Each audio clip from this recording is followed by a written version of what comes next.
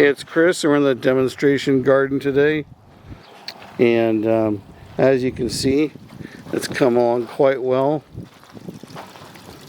We have our tomatoes, probably about 10 varieties in here, mostly Roma varieties. They perform best up here in the high desert, and our Roma beans and our snow peas. We've got green and purple snow peas in here, and a few squash to start the season with.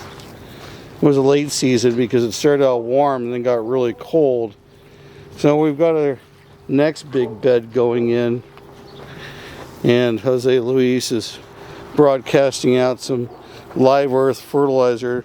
Live earth, is it living earth? Something earth.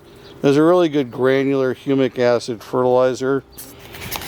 Usually the humic acids are in liquid form.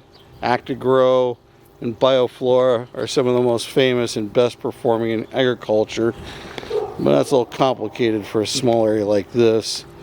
So we have some locally purchased 50/50.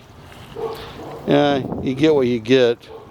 It came from CM Topsoil, and clearly after wetting it down, it's got a substantial amount of weed seed in it.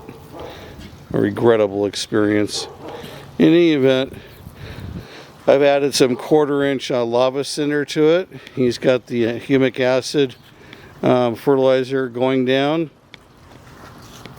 and then we'll add a lot of gypsum to this and kind of rake it in for a really good planter bed. This will become mostly corn, squash, and beans. Don't think we need any more tomatoes at the moment. This side we'll do a different type of irrigation system. We'll do a low flow sprinkler, drip sprinkler type system. Over here we did bubblers. I've been expanding the bubbler system out a little bit. Usually there's a bubbler about every 2.5 feet, and as you can see, it results in some pretty strong growth. What frustrates me about my bubbler system is that when the plants are smaller, I have to augment it with some hose watering to get complete coverage. So here's a bubbler, otherwise known as shrub bubbler. The bubbler is adjustable, so you can dial it down or dial it up. A little salvia there for the hummingbirds. So we'll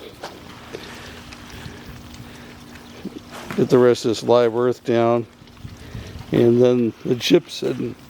I was just out in southern Nevada and St. George, Utah, Mesquite, Nevada, that general area.